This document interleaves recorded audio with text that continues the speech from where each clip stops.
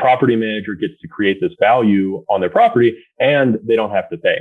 Now, what this turns into is something that's very interesting. It changes the relationship with the resident from a financial relationship to an emotional relationship. Because now when the resident is considering moving to another property, it's not just do I get a couple free months of rent or can I save this much money, right? We've created an emotional trade-off that must be made. Hey guys, it's Whitney. I wanted to take some time to introduce you to my good friends over at PassiveInvesting.com. They're a national private equity real estate firm based out of the Carolinas. They focus on acquiring institutional quality apartments and self-storage facilities.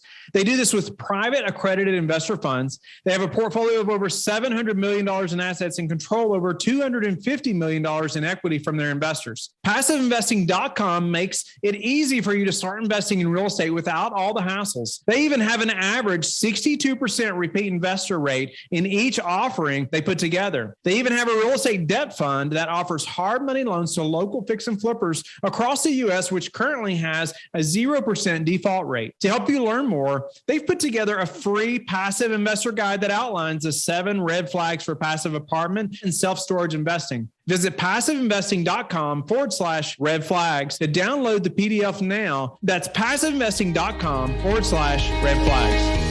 This is your daily real estate syndication show. I'm your host, Whitney Sewell. Today, our guest, and he started out as an energy investment banker.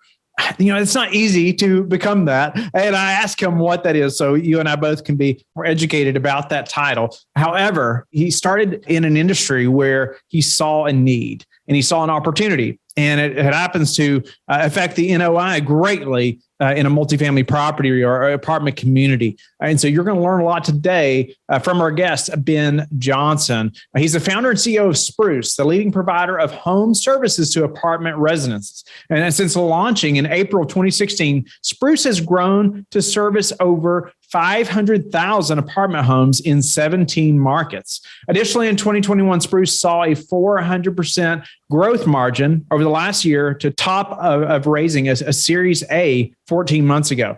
He raised $8 million in a Series A, to get this business launched. But we talk about many things, not just Spruce, but we go into some amenities that maybe have the highest value, but how they are doing this at a very large scale and how they are collecting data. It's so impressive, the data that they are collecting and how they are using that to be as efficient as possible and adding value to your tenants in ways that we've not seen yet. I've not heard anybody talk about it like he has, but also the retention studies that they've done because of how they operate these amenities and the relationships that are built through these amenities. It's pretty impressive.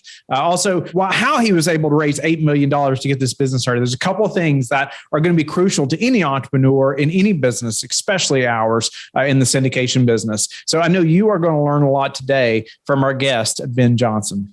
Ben, welcome to the show. I'm interested to hear more about your entrepreneurial journey and specifically the business model, the business that you are in now and how that helps operators like myself, especially in multifamily. And so I know the listeners that are operators specifically are going to be are very interested and going to receive a lot of value out of that. Give us a little more about yourself, a little bit about Spruce and what Spruce does exactly.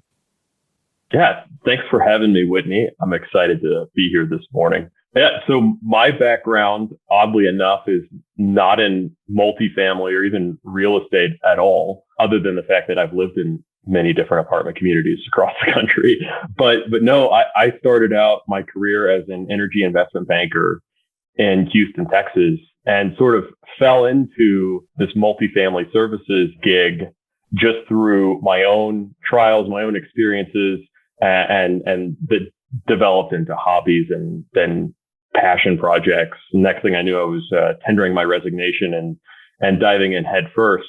So I started my career and was living in a mid-rise apartment community in Houston. Nothing super fancy. I worked all the time, but I had a puppy and I needed a dog walker. And I noticed that there were 15 different dog walkers that came to my community every single day. And I was paying quite a bit of money, and I was always booking last minute because I worked all the time. And my thought was, well, if we could just get all of these dog walkers or just get one dog walker to walk all of the dogs in this building, it would be much more efficient. It's highly inefficient to have 15 people drive here every single day.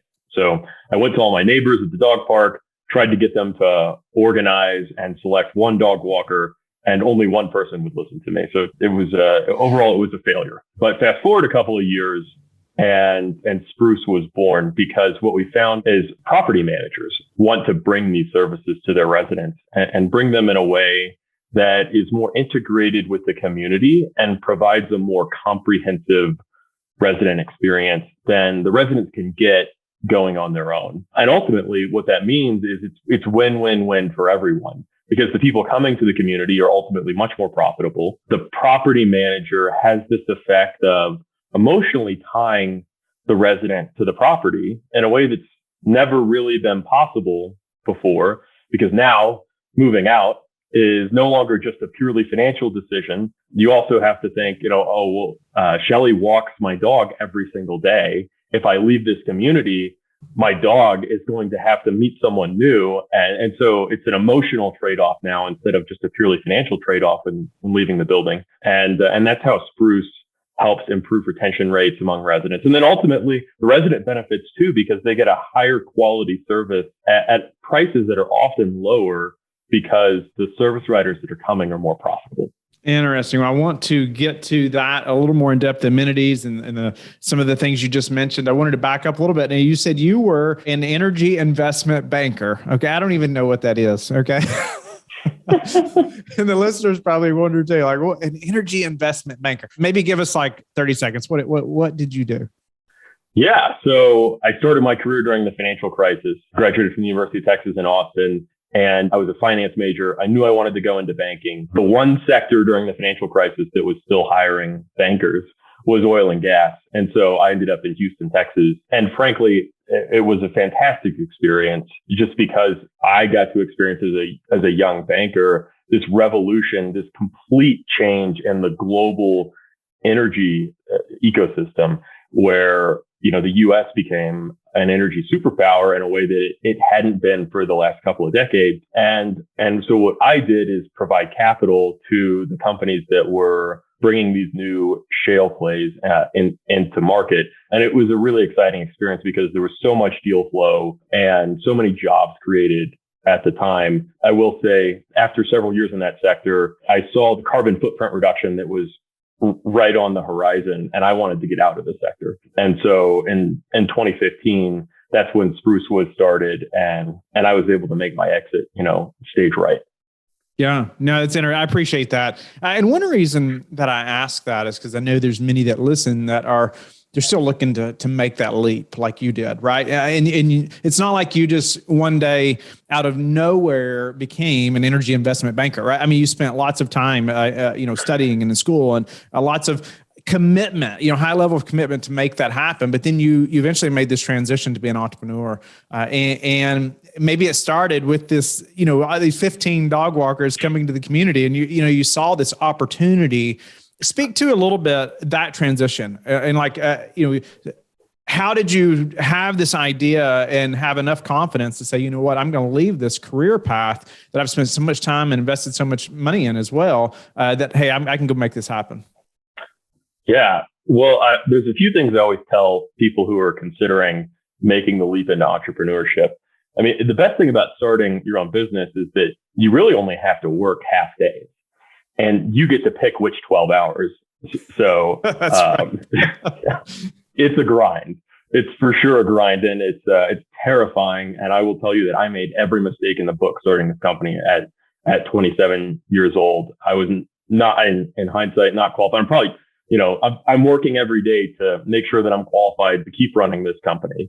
But when you're thinking about making a career change, there are several things that are important. I think in your life, you've got your family life, you've got your social life, and you've got your work life. And you don't want to change too many of those at one time. So, you want to make sure the other aspects of your life are nice and stable when you go ahead and make a major career change. And apart from that, I say that I always encourage people to not just jump, right? Like, if you can start your business at night and run it for 9 to 12 months and really get things off the ground, that will make you, not only will it help prevent financial ruin in the process, it will also give you an objective perspective on the viability of the new business that you've created, right? Where you don't have to make it work because you've already quit your job and burned some bridges, right? Like, I know a lot of times people, like mentally and emotionally, they want to take that leap. But I encourage people to build a bridge. That's what I did. I think by the time I tendered my resignation, Spruce had signed up 7 apartment communities and we had 4 employees. And I was like leaving my day job to go do sales calls in the Houston area with apartment managers. I think when we signed one notable operator, I won't say who it was, I finally said, okay, I have to quit my job now, or this is going to fall apart. I love hearing those stories. I think it's encouraging to the listeners as well. I love hearing when even clients of mine or just friends, when they finally are in that position where it's like, you know what, it's now or never, right? I was there at one time as well. I couldn't keep doing the 2 full-time jobs forever, right? Family suffering. I mean, it was so intense, but yes, that time period is so crucial. And I agree. Let's not just burn the bridges all at once. Let's have some of those things lined out.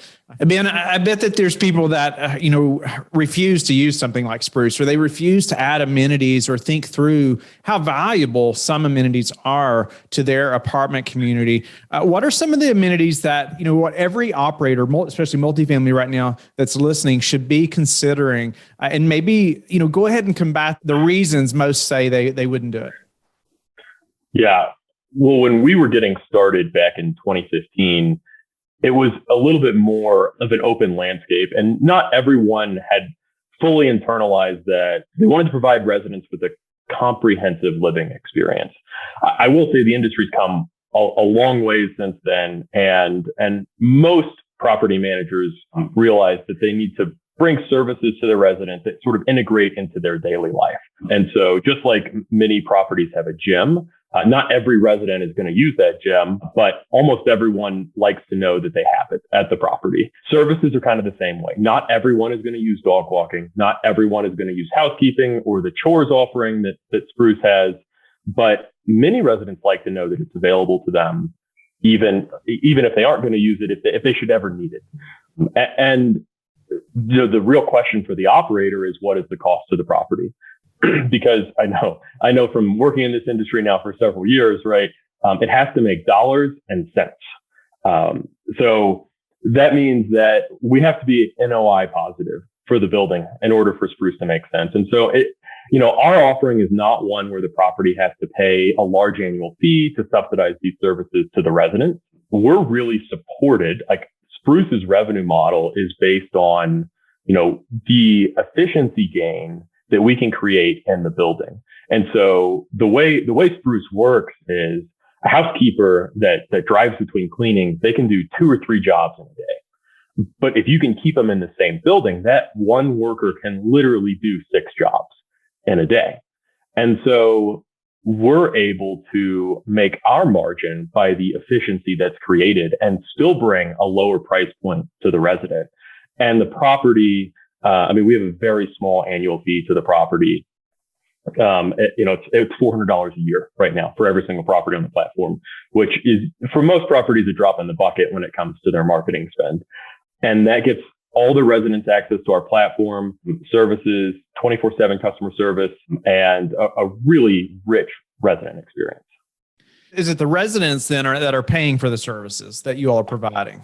And so the owner or the operator, property management, they're paying this fee, so it's offered there. But then it's you all that then come in and you're going to handle all the billing, you're going to handle the amenities and care for the tenants in that way. That's exactly right. And from an outsider's perspective, some people think we look like another Uber-style marketplace that's out there where we just have, independent contractors on one side and consumers on the other side. But when you look at what Spruce is actually doing, that's not how the platform works at all. Spruce works with local, small and medium-sized businesses that already bring professional service providers, professional dog walkers, professional housekeepers to do these jobs. And we can bring them value back to their business that they can't create on their own, and namely that density. Spruce is built on density. And so that's how we create the win-win-win for the consumer, the service provider, the consumer being the resident, or the resident, the service provider, and the property manager. Because the property manager gets to create this value on their property and they don't have to pay. Now, what this turns into is something that's very interesting. It changes the relationship with the resident from a financial relationship to an emotional relationship.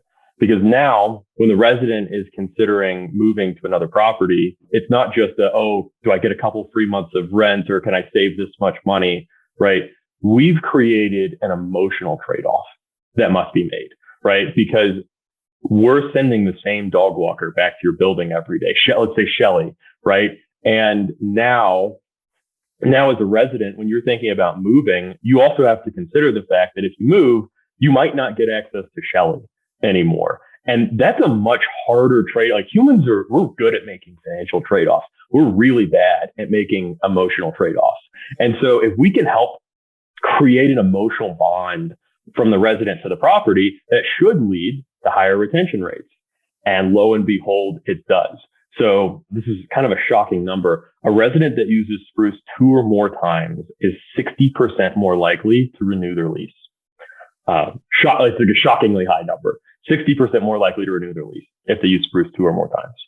Tell me, like, why that specifically is. Is it the relational component there, like you're talking about, the emotional side of that? And is that tied to, I was going to ask you, like, the highest valued amenities? Like, which amenities is that tied to the most?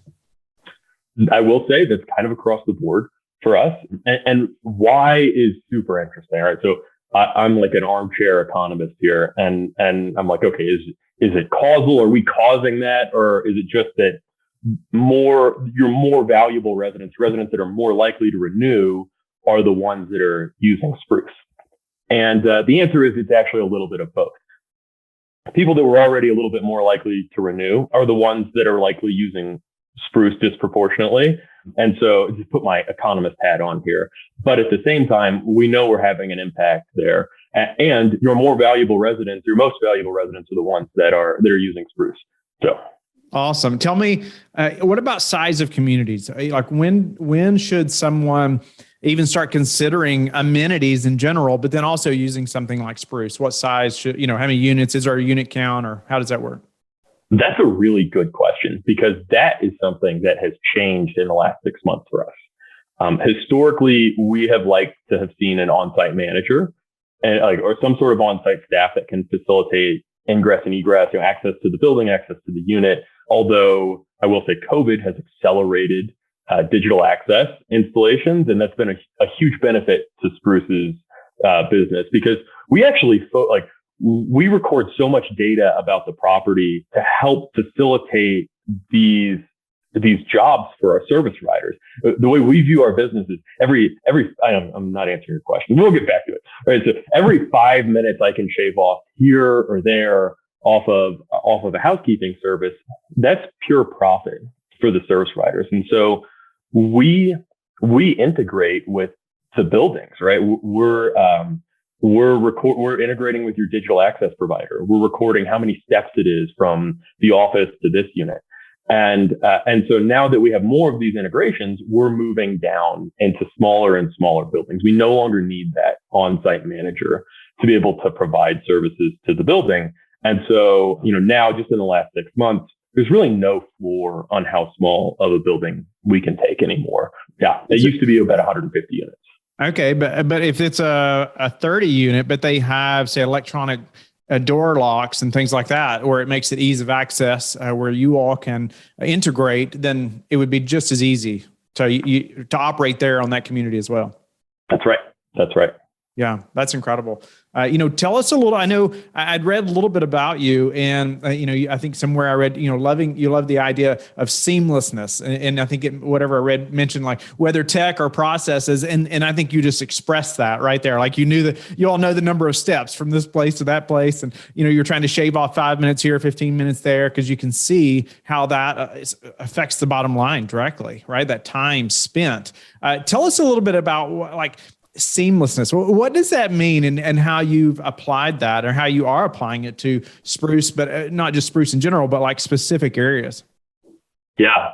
Well, I think maybe there's two meanings to that. So one of them is I really enjoy a seamless product experience, right? Like when you can create an account with a company and get to that moment of joy as quickly as possible, right? Like, and modern tech has allowed even small companies to create great consumer experiences. And I'll say it's putting some bigger companies, some big old dinosaur companies on their back foot a little bit, because consumer expectations are now very high for what your mobile experience should deliver. But then the other aspect is like, I'm an Enneagram type 3, right? Like, and if you read those profiles, right? Like I gain a lot of joy from creating efficient processes, right? Like if I can hit all the green lights on the way to the grocery store, it's going to make my day, especially if I actually have some control over doing that. And so within Spruce, that's the mindset we bring. And I said it earlier, every 5 minutes we can shave off is better. But another thing that we're doing that no one else has ever done, like in the housekeeping sector, for instance, is we're helping these local small and medium-sized businesses actually gain more insight to their business than they ever had. For example, right now, when they staff a job, they're using very few variables to determine how long that job should take. Usually, if they have 3 workers and 9 jobs, they're just going to say, you get 3 jobs, you get 3 jobs, and you get 3 jobs, right? But what they didn't realize, and this is why housekeeping is such a challenging industry. Like if you have one, you've probably had a housekeeper text you day of and say, hey, sorry, my helper didn't show up. I can't make it today. Need to reschedule for tomorrow. And it's because it's really hard to scope these jobs in advance.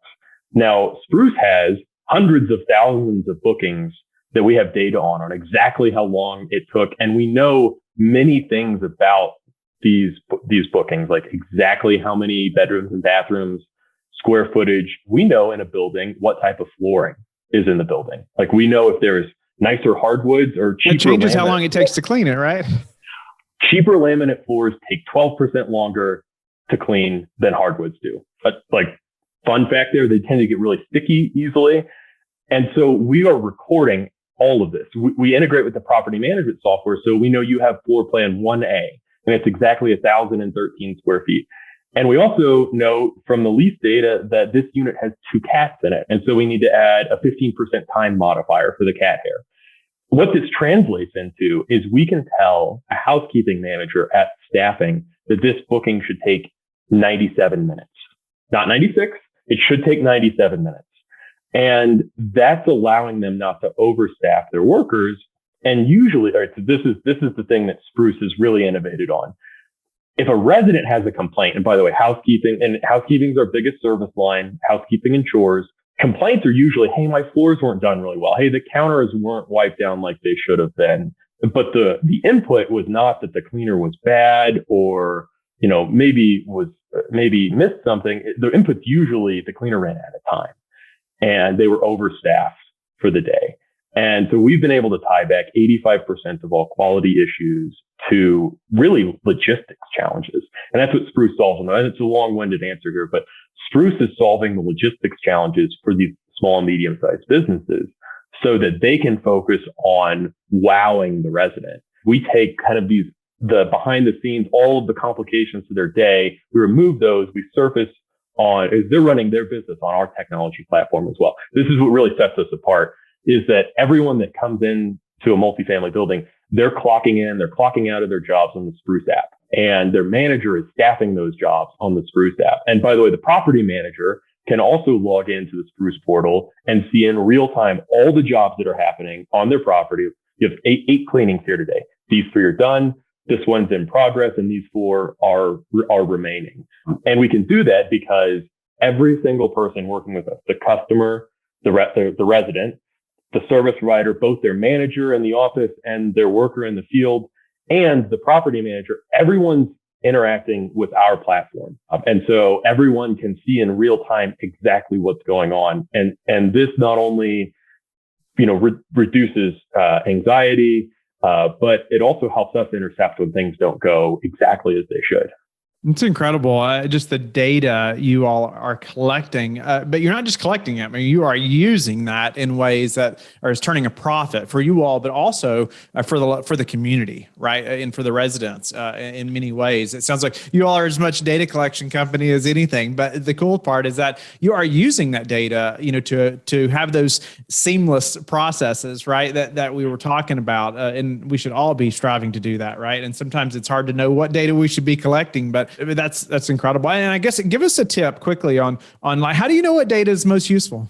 Well, it's mostly trial and error. We have an analytics team and we do a lot of regression analysis internally to determine, what factors are the most important to driving an outcome. For example, there are about 50 different ways you can grade housekeeping, but most people only choose 3. Right. And if one of those 3 things is not done well, then they're going to start looking for other things. And the thing about a cleaning is if you go looking for things that are wrong with a cleaning, you will always find something. It's just the nature, like nothing is ever going to be perfectly clean. So what we try and understand is we want the residents to tell us how they're going to grade our cleaning. And then we're going to make sure that we do really, really well on the things that are most important to them. And so, we try and get a little competitive advantage there and say, okay, you really care about the baseboards and the countertops and the bathrooms. All right. So we're going to make sure that the baseboards, the countertops, and the bathrooms are done really, really well. And so we can surface that to the housekeeper at the precise moment that it is important to her, which is right when she's starting your cleaning.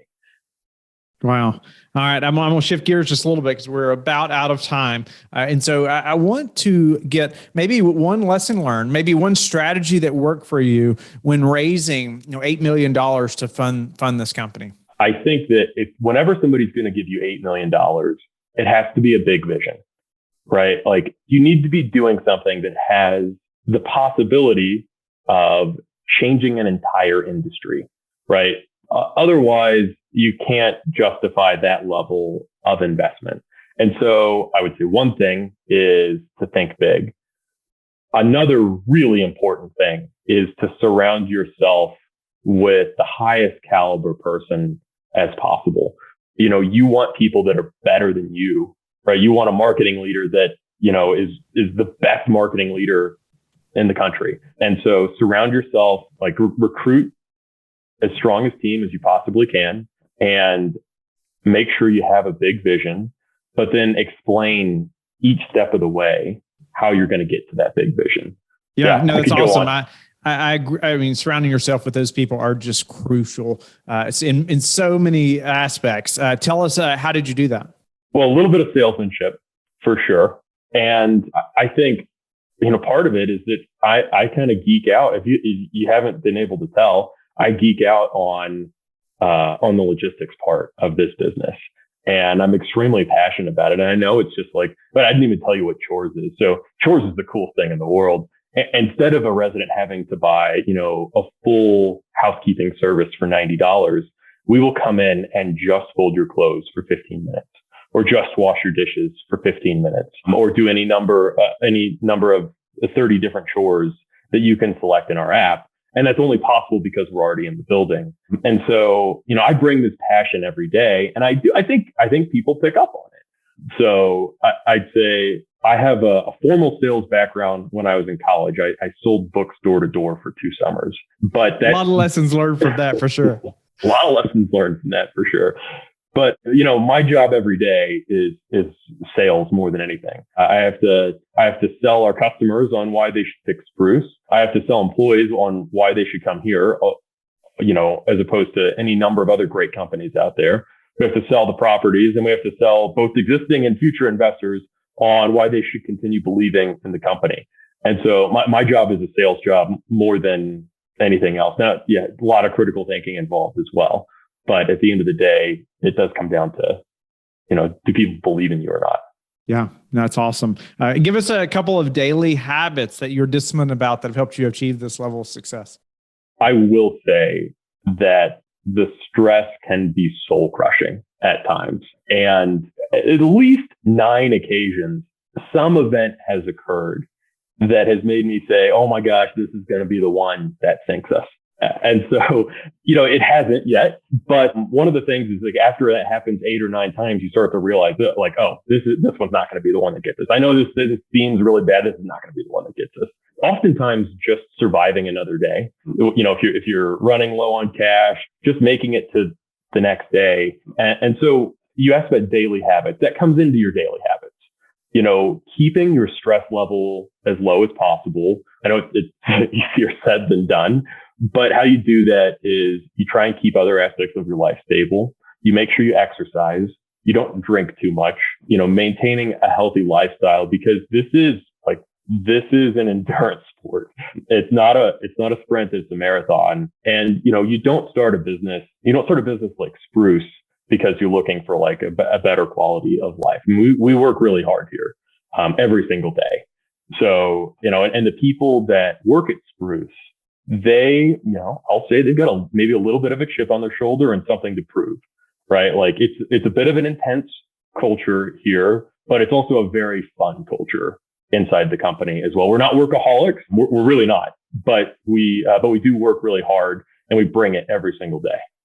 It's awesome. And so it's not like there's just like one habit. It's collectively, right? All your habits matter, right? They're all they're either pushing you forward or holding you back, one way or the other. And so what about, tell us how you like to give back. That's a great question, because, when you get wrapped up in something like this and you're really pouring your lifeblood into a project, sometimes you can get tunnel vision, and sometimes the world around you can narrow a little bit. Now, I will say, and this is not my, the only thing I do to give back, but Spruce is not a social project. We are a for-profit business, and we've never minced any words about that. But at the same time, the number of people's lives that we have impacted over the years is really exciting. And I know some companies out there, they start as social projects, and that's great. It's not what Spruce was. And we don't ever, fib to anyone about that. But the work we're doing to empower local businesses has made a big impact on the community. I will say, we have over 500 different workers, like housekeepers, dog walkers, that work with Spruce every single day and depend on us for their livelihood.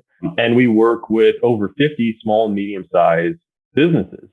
And no fewer than 8 of those businesses told us during the pandemic that they would not have survived if it were not for Spruce. We were able to procure sanitization and PPE, sanitization products and PPE, when they became really hard to find. And we just shipped those directly to our service providers. We were able to convince customers that we were bringing the proper COVID protocols when, through our, we've got great screen time. We've got, marketing in the property, and we've got our app in consumers' hands. Like these local businesses, they didn't have that ability to reach the consumer and let them know that, hey, we are being safe. And so our business didn't slow down as much as as their private side business, because they all, these businesses, they have other channels for revenue as well. And so when those dried up, Spruce was still there. And that's really exciting. When we start working with these companies, they're 5 to 8 employees, and we very quickly grow them to 30, 35 or 40 employees, because now that we're handling some of the complexities of their business, they can focus on managing more people. So these are things we're really proud of at Spruce. And I would say it's a big impact. I personally try and give back. Early childhood development is a personal passion of mine. I think it's just such a critical, just me personally, what am I passionate about? That's an area that, if maybe beyond Spruce, where I'll dedicate more time. That's my area of passion. So that's awesome. Oh, Ben, it's been a pleasure to get to know you and really to learn. Energy investment banker to entrepreneur, and that path I think is encouraging. I hope anyway to to the listeners who are thinking through that transition, but also the amenities that how you created a business out of these amenities for apartments. How the data is so important. Which ones are highest value? The size of the community, the retention studies that you all have done. They're even to the raising the 8 million and a big vision and surrounding yourself with high caliber people. Just great tips to the listener. Almost no matter what kind of business they're in, they probably learned a lot today. But Ben, where can they get in touch with you and learn more about Spruce?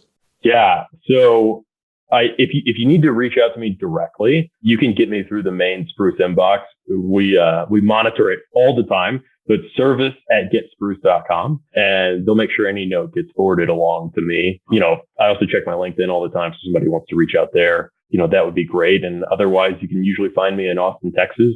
That's where Spruce is headquartered. Although we are fully remote now, 60% of our team is still in Austin. Thank you for being a loyal listener of the show. Please subscribe and share it with your friends. We want to help you become the passive investor you've always wanted to become, but also the operator you've always wanted to become. We want to be the number one resource for your real estate investing journey. But go to lifebridgecapital.com where you can start investing in real estate today.